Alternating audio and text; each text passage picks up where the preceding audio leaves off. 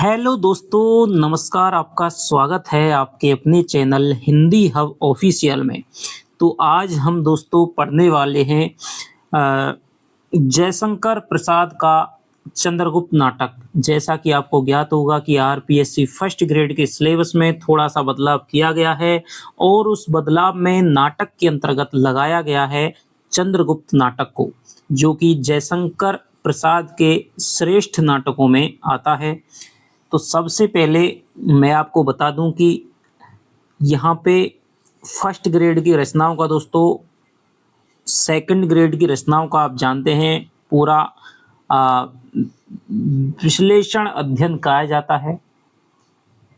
किसी भी कोचिंग में आपको इतनी गहराई से इतना डीपली क्वेश्चन बना करके आपको नहीं समझाया जा सकता है, तो आप लगातार जुड़े रहें। यदि आप इन नई रचनाओं को अच्छे से तैयार कर लेंगे तो आपके 5-7 नंबर औरों से दोस्तों निश्चित रूप से आपके बढ़ोतरी में रहेंगे। तो चलिए बिना किसी देरी से पढ़ते हैं चंद्रगुप्त नाटक को। तो सबसे पहले मैं आपको बता दूं कि इस नाटक के बारे में 1931 में दोस्तों ये प्रकाशित हुआ था। सबसे पहले आपको बात याद रखनी है, ऐतिहासिक नाटक है। प्रसाद जी के श्रेष्ठ नाटक जिनमें ध्रुवशामनी, चंद्रगुप्त, स्कंदगुप्त, अजातशत्रु आदि आते हैं, तो उनमें श्रेष्ठ नाटक माना जाता है। इसका दोष पहले ये माना जाता था कि भाई इसका मंचन है, मंच के लिए उपयुक्त नहीं है, क्योंकि इसका अभिनय है वो बहुत कठिन है। इसमें एक स्थान का युद्ध वाला है, युद्ध को कैसे मंच पे दिखाया जाएगा, तो मतलब अभिनय की इसमें। लेकिन आधुनिक मंचों पर दोस्तों चंद्रगुप्त नाटक की ये जो विफलता थी वो भी नहीं रही है। कई बार इसको अभिनय किया जा चुका है। तो आपको याद रखना है ऐतिहासिक नाटक है। ऐतिहासिक नाटक क्यों है? क्योंकि इसमें मौर्य काल में जो चंद्रगुप्त है और उनके गुरु चाणक्य है, तो मगध के साम्राज्य के उत्थान और पतन के संघर्ष के कथानक को लेकर के नाटक बुना गया है, रचा गया है कि भाई किस प्रकार से सिकंदर का आक्रमण होता है, सेल्यूकस का साथ में चंद्रगुप्त का युद्ध होता है, कार्नेलिया का विवाह होता है, क्या कूटनीति राजनीति चलती है, किस प्रकार के त्याग और बलिदान की जो गाथा है उसमें भारत और विदेशी संबंधों में किस प्रकार रचा बसा गया है, इस नाटक में हमको पढ़ने को देखने को मिलेगा। तो चलिए पढ़ते हैं इस नाटक को। सबसे पहले दोस्तों मैं आपको बता दूं कि आलोचकों के कथन, जितने भी प्रकार के जिस तरह के क्वेश्चन इससे बनेंगे, महत्वपूर्ण बातें, इस नाटक की उपादेयता, प्रासंगिकता, महत्ता, जितनी भी कुछ बनेगी, मैं आपको नाटक के समाप्त होने के बाद में आपको जो क्वेश्चन सीरीज है हमारी उसमें आपको मैं करवाने वाला हूं। तो सबसे पहले हम इसकी प्रकाशक का जो वक्तव्य है उसको पढ़ने वाले हैं कि प्रसाद जी ने न केवल कवि, कहानी लेखक, उपन्यासकार अथवा नाटककार ही हैं, बल्कि वे इतिहास के मौलिक अन्वेषक हैं।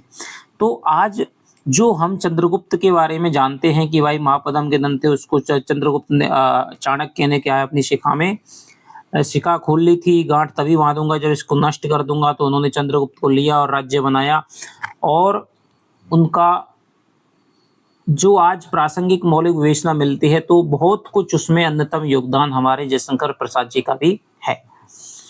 हिंदी में चंद्रगुप्त मौर्य के संबंध में विशद ऐतिहासिक विवेचना सबसे पहले प्रसाद जी ने ही की थी, और अन्य इतिहासकारों ने करी थी, इंग्लिश वालों ने, और भी कई संस्कृत में हो रही थी, जैसे मुद्रा राक्षस नाटक है। यह उस समय बात है जब चाणक्य लिखित अर्थशास्त्र का आविष्कार मात्र हुआ था। पुरातत्व के देशी अथवा विदेशी विद्वान चंद्रगुप्त के विषय में उदासीन से थे। संवत 1966 में प्रसाद जी ने अपनी विवेचना चंद्रगुप्त मौर्य के नाम से प्रकाशित की थी, जो प्रस्तुत नाटक के प्रारंभ में सम्मिलित है। तो इसमें ये दोस्तों विभिन्न विद्वानों के मतों का विवेचन विश्लेषण करते हुए अपना मत है वो भी निर्धारित करते हैं कि भाई चंद्रगुप्त का उसका समय है, वास्तविक समय कब रहा होगा, कब उसके साथ में सिकंदर का युद्ध हुआ होगा, कब उसका राज्याभिषेक हुआ होगा। तो मैं आपको बता दूं कि 321 ईस्वी में, 321 ईसा पूर्व में इन्होंने क्या माना है, चंद्रगुप्त का राज्याभिषेक प्रसाद जी ने निश्चित किया है। इस उत्कृष्ट नाटक के लिखने की भावना भी प्रसाद जी में उसी समय से बनी हुई थी। इसी के नमूने पर एक छोटा-सा रूपक कल्याणी परिणय के नाम से उन्होंने लिखा भी, जो कि अगस्त 1912 में नागरी प्रचारणी पत्रिका में प्रकाशित हुआ था। तो ये भी आपको याद रखना है कि कल्याणी परिणय नाम का रूपक है। रूपक नाटक का एक भेद ही होता है, छोटा-सा रूपक है, वो इन्होंने लिखा था, जिसको आगे विस्तार करके परिवर्तित और परिवर्धित करके इन्होंने चंद्रगुप्त नाटक को प्रकाशित करवाया। हिंदी का वस्तुतः वह हिंदी का अनुवाद युग था और सन 17 में डीएल का चंद्रगुप्त अनुवादित होकर हिंदी में आ गया था। कोई अंग्रेजी विद्वान हैं, उनका चंद्रगुप्त है दोस्तों अनुवादित होकर के हिंदी में आ गया था। अतः मौलिक कृति की ओर लोग उतने आकृष्ट ना हुए जितने अनुवाद के। फलतः वही अनुवाद हेर फेर के साथ कई रूपों में हिंदी पाठकों के सामने लाया गया।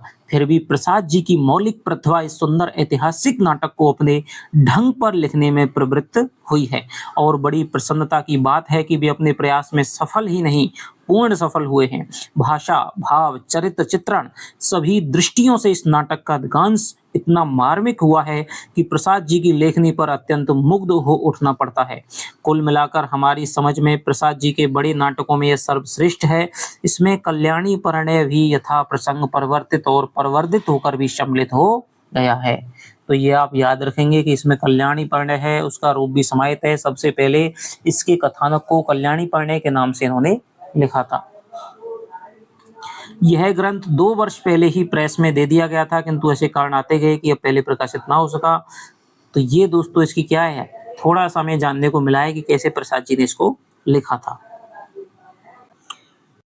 तो जो दोस्तों इन्होंने चंद्रगुप्त मौर्य नाम का जो इन्होंने एक लेख लिखा था, जिसमें अपनी मौलिक विवेचना शक्ति का इन्होंने परिचय दिया है, तो उसमें मैं आपको बता दूं, उसमें यही कथा है कि किस प्रकार है वो भारत में वैदिक धर्म का ह्रास हुआ। उसके बाद उत्तर वैदिक काल में किस प्रकार मौर्य वंश की है वो उत्पत्ति होती है, कहाँ-कहाँ से होती है, परमार वंश के साथ में मौर्य वंश का क्या संबंध है, विभिन्न विद्वानों ने किस क्या-क्या इसका स्थान माना है, क्या-क्या माना है, कैसे-कैसे उत्पत्ति मानी है, कोई कैसे मानता है। तो इस प्रकार की इन्होंने ऐतिहासिक विवेचना की है, जिसका कि हमारी परीक्षा से कोई भी ज़्यादा लेना-देना नहीं है। एक आध कोई क्वेश्चन बनने वाला है तो वो मैं आपको करवा दूँगा। उसके बाद में चाणक्य है, चाणक्य मिलते हैं, चंद्रगुप्त को वो उठाते हैं, खेलता हुआ पाता है। उसके बाद में उसको वो क्या है, शिक्षा दीक्षा देते हैं और चंद्रगुप्त है वो तक्षशिला में जाता है, सिकंदर से मुलाकात करता है, सिकंदर को भारत में आक्रमण करने का न्योता देता है। इस प्रकार के फिर सिकंदर ही उसका दुश्मन हो जाता है, वो सेनाओं को हराता है, सिकंदर की मृत्यु हो जाती है। सेल्यूकस है वो बेबीलोन का शासक बनता है, सेल्यूकस के साथ में इसका युद्ध होता है और उसको भी ये हरा देता है। सेल्यूकस अपनी बेटी कार्नेलिया का विवाह चंद्रगुप्त के साथ में करता है। चंद्रगुप्त उसको बड़ी भारी 500 हाथियों की एक सेना देता है और सेल्यूकस अपना राजदूत है मेगास्थनीज को यहाँ पे भारत में नियुक्त कर देता है। और जो चंद्रगुप्त का शासन है वो तुम्हारे हिंदुकुश पर्वत से लेकर के पांडिचेरी तक, यानी संपूर्ण भारत, असम से लेकर के इधर सौराष्ट्र तक सारे भारतवर्ष में पूर्ण रूप से व्याप्त हो जाता है। चाणक्य की भी बताई गई है कि चाणक्य है वो बहुत कूटनीति शास्त्र, उसने कई बार चंद्रगुप्त को क्या है तो इस प्रकार की इन्होंने क्या है ऐतिहासिक रूप से विवेचना की है, जिसका कि हमारी परीक्षा से उतना ज़्यादा संबंध नहीं है और बहुत लंबी इनका वो लेख है, तो उसको पढ़ने से कोई फायदा दोस्तों इतना है नहीं। आप चाहें तो उसको आराम से पढ़ सकते हैं, क्योंकि वो बहुत ही आपको क्या है पढ़ा ही नहीं जाएगा यहाँ पे। पुरुष पात्र, तो हम सीधे दोस्तों नाटक पर आते हैं कि इसके पुरुष पात्र कौन कौन से हैं। तो सबसे पहले हमारा जो पुरुष पात्र हो जाएगा दोस्तों वो हो जाएगा चाणक्य हो जाएगा, जो कि विष्णुगुप्त के नाम से भी जाना जाता है। मूल नाम विष्णुगुप्त था, चाणक्य था, इनका राजनीतिक नाम कौटिल्य था। कहीं पे मुद्रिल भी नाम मिलता है, कहीं पे इनका वात्स्यन भी नाम मिलता है, जिसके द्वारा कामसूत्र रची गई थी। तो कई कई नाम इनके क्या घाल में मिलते हैं, लेकिन यहाँ पर चाणक्य है मौर्य साम्राज्य का निर्माता हो जाएगा, क्योंकि इन्होंने ही शिक्षा दीक्षा देकर के चंद्रगुप्त को इस काबिल बनाया कि उसने नंद को हराया। चंद्रगुप्त हो जाएगा दोस्तों मौर्य सम्राट हो जाएगा, जानते ही हैं। नंद हो जाएगा कौन सा, मगध सम्राट हो जाएगा, कोई दिक्कत नहीं, राक्षस मगध का अमात्य हो जाएगा दोस्तों। वररुचि कात्यायन मगध का अमात्य हो जाएगा, ये भी अमात्य है, कात्यायन है, वररुचि जिसका नाम है। शकटार हो जाएगा मगध का मंत्री हो जाएगा, आंभिक हो जाएगा तक्षशिला का राजकुमार हो जाएगा। सिंगरण मालवगण मुख्य का मालवगण मुख्य का कुमार हो जाएगा, पर्वतेश्वर हो जाएगा, पंजाब का राजा हो जाएगा, ग्रीक ऐतिहासिकों का पोरस।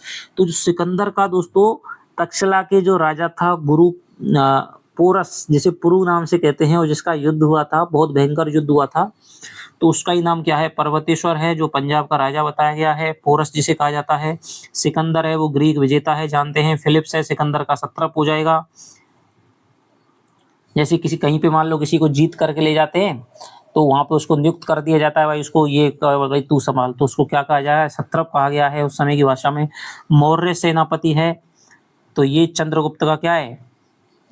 मौर्य सेनापति चंद्रगुप्त का पिता है।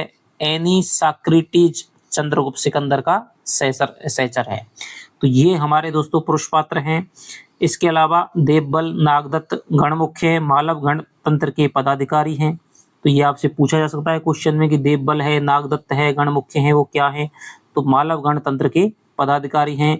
साइवर्टियस मेगास्थनीज यवनदूत हैं आपके।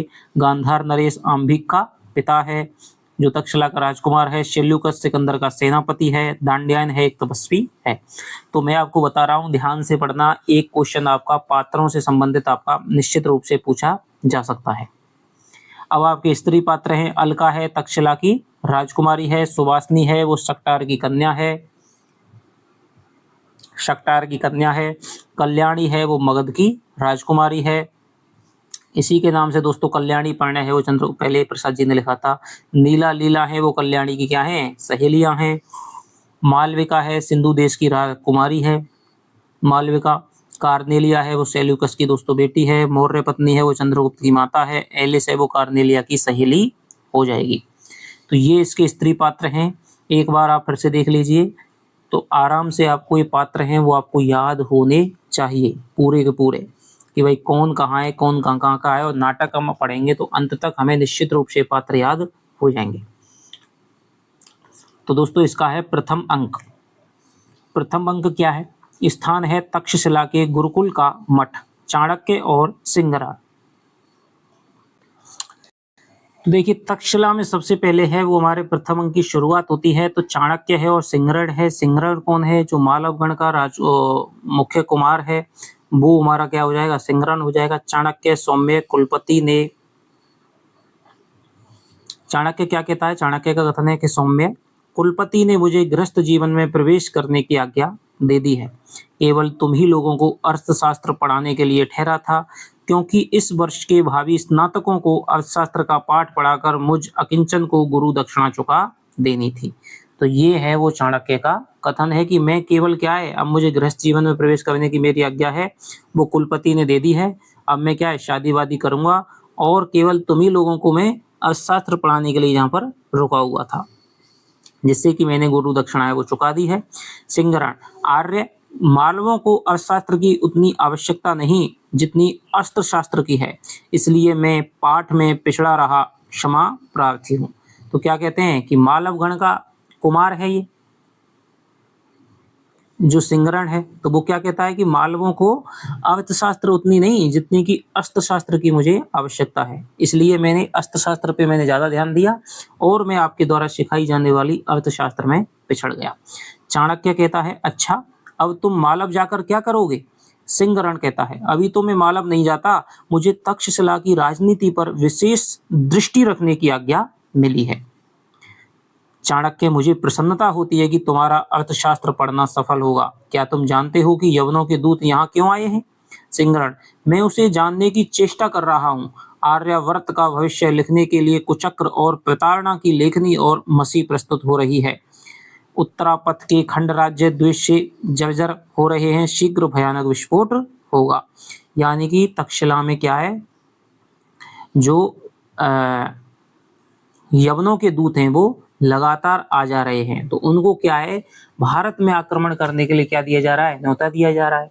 प्रसाद जी लिखते हैं कि भाई जैसे ही वैदिक धर्म का ह्रास हुआ और उत्तर वैदिक काल में बौद्ध धर्म जैन धर्म हुए, अहिंसा का आविर्भाव हुआ, तो वैसे ही विदेशी विभिन्न जातियों का आक्रमण होने लगा, क्योंकि उन्होंने समझा कि अब तो भारत में क्या है, कायर हो चुका है, भारत की शक्ति है क्षीण हो चुकी है, इसलिए अहिंसा का ये सहारा ले रहे हैं। तो विभिन्न जातियों का आक्रमण हुआ। सहसा आंभिक और अलका का प्रवेश होता है। आंभिक क्या है दोस्तों? तक्षशिला का जो राजकुमार है। तक्षशिला का राजकुमार आम्बिक है, अलका तक्षशिला की राजकुमारी है। आम्बिक कैसा विस्फोट, युवक तुम कौन हो? सिंगरण एक मालव यानी मालवा देश का रहने वाला। आम्बिक नहीं, विशेष परिचय की आवश्यकता है, तक्षशिला गुरुकुल का एक छात्र। तो सिंगरण है वो तक्षशिला गुरुकुल में रह करके पढ़ रहा है। तो अब जानते हैं नालंदा है, तक्षशिला है, उस समय के विशेष प्रसिद्ध विश्वविद्यालय थे जहाँ पर दूर दूर देशों से विदेशों से भी बच्चे हैं पढ़ने आया करते थे। सिंगरण आम्बिक देखता हूँ तुम दुर्विनीत भी हो, यानी तुम में बिल्कुल भी क्या है, विनम्रता नहीं है। सिंगरण कदापि नहीं राजकुमार, विनम्रता के साथ निर्भीक होना मालवों का वंशानुगत चरित्र है और मुझे तो तक्षशिला की शिक्षा का भी गर्व है। तो क्या कह रहे हैं कि मैं बिल्कुल विनम्रता के साथ विनम्र तो हूँ लेकिन उसके साथ मैं निर्भीक भी हूँ और ये हमारे वंश परंपरा में आई है। तो ये दोस्तों देखिए ये लाइन बहुत अच्छी है, विनम्रता के साथ निर्भीक होना मालवों का वंशानुगत चरित्र है और मुझे तो तक्षशिला की शिक्षा का भी गर्व है। कथन किसके द्वारा कहा गया है? सिंगरण का कथन है। आम्बिक परंतु तुम किसी विस्फोट की बातें अभी कर रहे थे और चाणक्य क्या तुम्हारा भी इसमें कुछ हाथ है? चाणक्य चुप रहता है।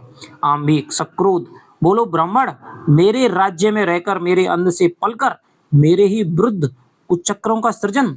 चाणक्य राजकुमार, ब्राह्मण ना किसी के राज्य में रहता है और ना किसी के अन्न से पलता है, स्वराज्य में विचरता है और अमृत होकर जीता है। यह तुम्हारा मिथ्या गर्व है। ब्राह्मण सब कुछ सामर्थ्य रखने पर भी स्वेच्छा से इन माया स्तूपों को ठुकरा देता है, प्रकृति के कल्याण के लिए अपने ज्ञान का दान देता है। तो ये बात देखिए कितनी श्रेष्ठ बात है, वो चाणक्य है वो ब्राह्मण के लिए बोलते हैं। आम्बिक वह काल्पनिक महत्व माया जाल है, तुम्हारे प्रत्यक्ष नीच कर्म उस पर पर्दा नहीं डाल सकते। तो ये कहता है, आम्बिक कहता है कि तुमने केवल अपनी कल्पना में ये माया जाल बना रखा है, तुम्हारे जो नीच कर्म है, तुम अभी क्या है तक्षशिला पर क्या करवाना चाह रहे हो, अभी आक्रमण की कुछ योजना बना रहे हो, तो ये उस पे नीच जो कर्म है तुम उस पर पर्दा नहीं डाल सकते। चाणक्य सो कैसे होगा विश्वासी क्षत्रिय, इसी से दस्यु और मलेच्छ साम्राज्य बना रहे हैं और आर्य जाति पतन के कगारे पर खड़ी एक धक्के की राह देख रही है। आम्बिक और तुम धक्का देने का कुचक्र विद्यार्थियों को सिखा रहे हो? सिंगरण विद्यार्थी और कुचक्र, असंभव, यह तो वे ही कर सकते हैं जिनके हाथ में कुछ अधिकार हो, जिनका स्वार्थ समुद्र से भी विशाल और सुमेरु से भी कठोर हो, जो यवनों की मित्रता के लिए स्वयं वाल्मीकि तक। आम्बिक कहता है बस बस बस दुर्धर्ष युवक, बता तेरा अभिप्राय क्या है? सिंगरण कुछ भी नहीं। आम्बिक नहीं, बताना होगा, मेरी आज्ञा है। सिंगरण गुरुकुल में केवल आचार्य की आज्ञा शिरोधार्य होती है, अन्य आज्ञाएं अवज्ञा के कान से सुनी जाती हैं राजकुमार। तो ये क्या कहता है? गुरुकुल में केवल आचार्य की आज्ञा शिरोधार्य होती है, अन्य आज्ञाएं अवज्ञा के कान से सुनी जाती हैं। बहुत ही दोस्तों अच्छा कथन है, आप लगा लीजिए, सिंगरण का ये कथन है। अलका भाई इस बंध्य निर्झर के समान स्वच्छ और स्वच्छंद हृदय में कितना बलवान वेग है, यह अवज्ञा भी स्पृहणीय है, जाने दो। आम्बिक चुप रहो अलका, ये ऐसी बात नहीं है जो यूं ही उड़ा दी जाए, इसमें कुछ रहस्य है। चाणक्य चुपचाप मुस्कुराता है, हा हा हा हा, रहस्य है? यवन आक्रमणकारियों के पुष्कल स्वर्ण से पुलकित होकर आर्यावर्त की सुख रजनी को शांति निद्रा में। तो सिंगरण कहता है दोस्तों, यवन आक्रमणकारियों के पुष्कल स्वर्ण से पुलकित होकर आर्यावर्त की सुख रजने की शांति निद्रा में उत्तरापथ की अर्गला धीरे से खोल देने का रहस्य है। क्यों राजकुमार, संभवतः तक्षशिलाधीश वाल्मीकि तक इसी रहस्य का उद्घाटन करने गए थे। तो यानी कि यवन आक्रमणकारियों को आपके पिताश्री हैं वही क्या है, उत्तरापथ की अर्गला यानी सटकनी को भारत में प्रवेश देने के लिए उसकी किवाड़ को दोस्तों क्या करना चाहते हैं, खोलना चाहते हैं। तुम खुद ही यवन आक्रांताओं को बुला करके भारत में प्रवेश देना चाहते हैं और आर्यावर्त जो सुख रूपी रजनी में शांति रूपी निद्रा के साथ में सोया हुआ है, उसको आप क्या है, क्या करना चाहते हैं, भंग करना चाहते हैं। तो इसी का तो रहस्य है। आम्बिक पैर पटक कर, ओहो असह्य युवक, तुम बंदी हो। सिंह कदापि नहीं, मालव कदापि बंदी नहीं हो सकता। आम्बिक तलवार खींचता है, चंद्रगुप्त सहसा प्रवेश करके, ठीक है, प्रत्येक निरपराध आर्य स्वतंत्र है, उसे कोई बंदी नहीं बना सकता। यह क्या राजकुमार, खड़क को कोष में स्थान नहीं है क्या? सिंगरण व्यंग से, वह तो स्वर्ण से भर गया है। आम्बिक, तो तुम सब कुचक्र में लिप्त हो और इस मालव को तो मेरा अपमान करने का प्रतिफल मृत्यु दंड अवश्य भोगना पड़ेगा। चंद्रगुप्त, क्यों? क्या वह एक निस्सहाय छात्र तुम्हारे राज्य में शिक्षा पाता है और तुम एक राजकुमार हो बस इसीलिए? आम्बिक तलवार चलाता है। चंद्रगुप्त अपनी तलवार पर उसे रोकता है। आम्बिक की तलवार छूट जाती है। वह निस्सहाय होकर चंद्रगुप्त के आक्रमण की प्रतीक्षा करता है। बीच में अलका आ जाती है। सिंगरण, वीर चंद्रगुप्त, बस जाओ राजकुमार, यहाँ कोई कुचक्र नहीं है। अपने कुचक्रों से अपनी रक्षा स्वयं करो। यानी कि जो भी कुचक्र चल रहा है, जो भी रहस्य है, वो आपका ही बनाया बनाया हुआ है, तो अपने कुचक्रों से आप खुद को ही रक्षा करनी पड़ेगी। चाणक्य, राजकुमारी, मैं गुरुकुल का अधिकारी हूँ, मैं आज्ञा देता हूँ कि तुम क्रोधाभिभूत कुमार को लेवा जाओ। गुरुकुल में शस्त्रों का प्रयोग शिक्षा के लिए होता है, द्वंद्व युद्ध के लिए नहीं। विश्वास रखना, इस दुर्व्यवहार का समाचार महाराज के कानों तक ना पहुंचेगा। ऐसा ही हो, चलो भाई। शुभ दामवीर उसके साथ जाता है। चाणक्य, चंद्रगुप्त से तुम्हारा पाठ समाप्त हो चुका है और आज का यह कांड असाधारण है। मेरी सम्मति है कि तुम शीघ्र तक्षशिला का परित्याग कर दो और सिंहरण तुम भी। चंद्रगुप्त आर्य, हम मागध हैं और यह मालव, अच्छा होता कि यही गुरुकुल में हम लोग शस्त्र की परीक्षा भी देते। चाणक्य, क्या यही मेरी शिक्षा है? बालकों की सी चपलता दिखलाने का यह स्थल नहीं है। तुम लोगों को समय पर शस्त्र का प्रयोग करना पड़ेगा, परंतु अकारण रक्तपात नीति विरुद्ध है। तो ये दोस्तों क्या है? अच्छा कथन है कि अकारण रीति, चाणक्य क्या मानता है कि भाई शस्त्र का समय पर उपयोग करना चाहिए, लेकिन अकारण से आप रक्तपात कर रहे हैं तो ये क्या है? नीति विरुद्ध है। चंद्रगुप्त, आर्य संसार भर की नीति और शिक्षा का अर्थ मैंने यही समझा है कि आत्मसम्मान के लिए मर मिटना ही दिव्य जीवन है। सिंहरण मेरा आत्मीय है, मित्र है, उसका मान मेरा ही मान है। तो ये क्वेश्चन आपका दोस्तों अच्छा बन जाता है। कथन है, संसार भर की नीति और शिक्षा का अर्थ मैंने यही समझा है कि आत्मसम्मान के लिए मर मिटना ही दिव्य जीवन है। ये कथन किसका है? चंद्रगुप्त का है। चाणक्य, देखूंगा कि इस आत्मसम्मान की भविष्य परीक्षा में तुम कहां तक उत्तीर्ण होते हो। आपके आशीर्वाद से हम लोग अवश्य सफल होंगे। चाणक्य, तुम मालव हो और यह मागध, यही तुम्हारे मान का अवसान है ना? परंतु आत्मसम्मान, इससे ही वे संतुष्ट नहीं होगा। मालव और मागध को भूलकर जब तक तुम आर्यवर्त का नाम नहीं लोगे तभी वह मिलेगा। क्या तुम नहीं देखते कि आगामी दिवसों में आर्यवर्त के सब स्वतंत्र राष्ट्र एक के अनंतर दूसरे विदेशी विजेता से पददलित होंगे। आज जिस व्यंग को लेकर इतनी घटना हो गई है, वह बात भावी गांधार नरेशांबिक के हृदय में शल्य के समान चुभ गई है। पंचनद नरेश पर्वतेश्वर के विरोध के कारण यह क्षुब्ध हृदय आम्बिक यवनों का स्वागत करेगा और आर्यावर्त का सर्वनाश होगा। तो देखिए, जो रहस्य की बात की जा रही थी उसे चाणक्य ने यहाँ पे स्पष्ट कर दिया है कि जब तक तुम लोग मागध, कि भाई मैं तो मगध का हूँ, मैं मालवा का हूँ, जब तक ऐसी क्षुद्र प्रादेशिक ताओं में बटे रहोगे तब तक आर्यावर्त पे आक्रमण होते रहेंगे, विदेशी जाकृतियां आक्रमण करती रहेंगी, इनको ही दोस्तों क्या है, गुलाम बनाती रहेंगी। जब तक तुम एक नहीं हो जाते तब तक आपको संपूर्ण आर्यावर्त का जो भावी स्वप्न है वो आपको नहीं मिल सकता। और आज तुम क्या है, ये यहाँ की स्थान है वो छोड़ दो, क्योंकि जो पंचदन नरेश पर्वतेश्वर के विरोध के कारण जो आम्बिक है वो क्या है, ये तुम्हारा क्या है, यवनों का स्वागत करेगा और यवन यहाँ से इसके खुद को ही मिटा करके समस्त आर्यावर्त में क्या करेंगे, सर्वनाश करेंगे। गुरुदेव विश्वास रखिए, यह सब कुछ नहीं होने पाएगा। यह चंद्रगुप्त आपके चरणों की शपथ पूर्वक प्रतिज्ञा करता है कि यवन यहाँ कुछ न कर सकेंगे। चाणक्य, साधु तुम्हारी प्रतिज्ञा अचल हो, परंतु इसके लिए पहले तुम मगध जाकर अपना साधन संपन्न बनो। यहाँ समय बिताने का प्रयोजन नहीं, मैं भी पंचदंत नरेश से मिलता हुआ मगध जाऊंगा और सिंहरण तुम भी सावधान। सिंह, आर्य आपका आशीर्वाद ही मेरा रक्षक है।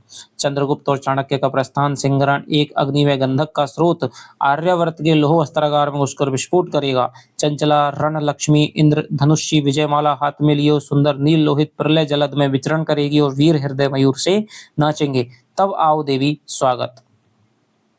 क्या कह रहे हैं, यदि दोस्तों गंधक का प्रवेश है वो लोहे के शस्त्रागार में हो जाए तो क्या हो जाएगा, विस्फोट हो जाता है। ऐसे ही यहाँ पर भी जो यवनों का आक्रमण है वो भी आर्यावर्त में क्या करेगा, विस्फोट करेगा। और चंचला जो रण रूपी लक्ष्मी है वो इंद्रधनुषी विजयमाला लिए हुए सुंदर नील लोहित प्रलय जलद में क्या करेगी दोस्तों, वितरण करेगी। यानी चारों तरफ क्या है, हाहाकार युद्ध का वातावरण होगा और वीर हृदय है वो मयूर से क्या करेंगे दोस्तों, नाचेंगे। यानी वीरों को क्या है, प्रसन्नता मिलेगी। अलका का प्रवेश। अलका, मालव वीर, अभी तुमने तक्षशिला का परित्याग नहीं किया, सिंगरण, क्यों देवी, क्या मैं यहाँ रहने के उपयुक्त नहीं हूँ? अलका, नहीं, मैं तुम्हारी सुख शांति के लिए चिंतित हूँ। भाई ने तुम्हारा अपमान किया है, पर वह कारण न था। जिसका जो मार्ग है वह चलेगा। तुमने अनधिकार चेष्टा की थी। देखती हूँ प्राय मनुष्य दूसरों को अपने मार्ग पर चलाने के लिए रुक जाता है और अपना चलना बंद कर देता है। बिल्कुल दोस्तों, बहुत अच्छी बात है कि क्या कह रही है अलका, क्या कह रही है कि प्राय मैं देखती हूँ मनुष्य दूसरों को अपने मार्ग पर चलाने के लिए रुक जाता है और अपना चलना बंद कर देता है। तो ये आपसे पूछा जा सकता है। सिंगरण, परंतु भद्रे, जीवन काल में भिन्न भिन्न मार्गों की परीक्षा करते हुए जो ठहरता हुआ चलता है वही दूसरों को लाभ ही पहुंचाता है। यह कष्टदायक तो है परंतु निष्फल नहीं। तो ये सिंगरण कहता है।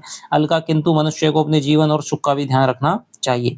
मानव कब दानव से भी दुर्दांत, पशु से भी बर्बर और पत्थर से भी कठोर, करुणा के लिए निरवकाश हृदय वाला हो जाएगा, नहीं जाना जा सकता।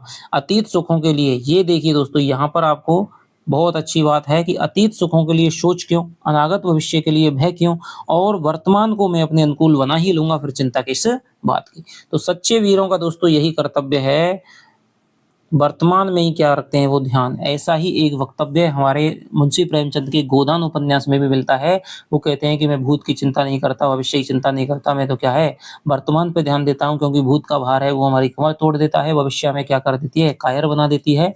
इसलिए वर्तमान पर ही हमें ध्यान रखना चाहिए। और यही दोस्तों हमें रखना चाहिए कि ना तो हमें पीछे क्या हुआ है वो ध्यान रखना चाहिए, और आगे की चिंता है वो भी हमें नहीं करनी चाहिए, क्योंकि वर्तमान है वो ही हम अपने अनुकूल बना सकते हैं। तो ये बहुत अच्छा कथन है, सिंगरण का कथन है दोस्तों। अलका, मालव, तुम्हारे देश के लिए तुम्हारा जीवन अमूल्य है और वह यहाँ आपत्ति में है। सिंगरण, राजकुमारी इस अनुकंपा के लिए कृतज्ञ हुआ, परंतु मेरा देश मालव ही नहीं गांधार भी है, यही क्या समग्र आर्यावर्त है, इसलिए मैं। यानी अभी चाणक्य ने जो कहा था कि भाई मागध मालव मत करो, समस्त आर्यावर्त को अपना देश समझो, इसी का प्रभाव देखिए सिंगरण पे दिख रहा है कि भाई मागध नहीं गांधार भी मेरा क्या है, देश है। अलका, आश्चर्य से क्या कहते हो, गांधार आर्यावर्त से भिन्न नहीं है, इसलिए उसके पतन को भी मैं अपना अपमान समझता हूँ।